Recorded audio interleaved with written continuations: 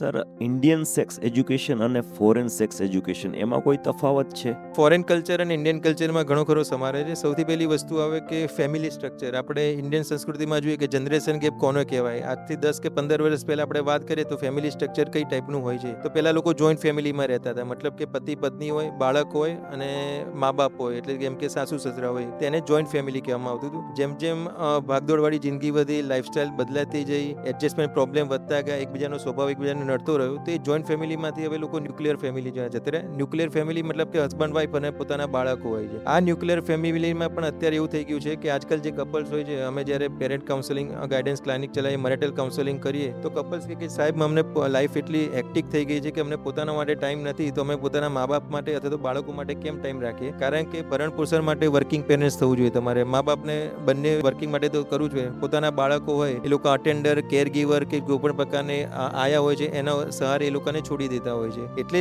જે આપણે parenting style છે એ બદલાતી રહી છે. પેરેન્ટિંગ સ્ટાઇલની સાથે સાથે બાળકની જે કેળવણી છે, જે આપણે કહીએ છીએ, એ પણ એનું બદલાતું રહ્યું છે. માતા ઘરેથી આવે, વર્કિંગ પેરેન્ટ્સ ઘરેથી આવે, બાળકને ટાઈમ ના આપી દે, પોતાનો મી ટાઈમ લેવા માટે એ લોકો શું કરે કે બાળકને સોશિયલ મીડિયા અથવા તો કોઈ પણ પ્રકારના ઇલેક્ટ્રોનિક ઉપકરણોનું આપી દે કે તું આમાંથી ટાઈમ પાસ કર, પોતાની જાતે જમી લે, મને મારું કામ કરવા દે. તો આના લીધે જે ફેમિલી બોન્ડિંગ છે, પેરેન્ટિંગ સ્ટાઇલ છે, એ ઘણી બધી બદલાતી રહી છે અને ધીરે ધીરે બાળકની માનસિકતા ઉપર અને વર્તણૂક પર અસર થવા મળે છે.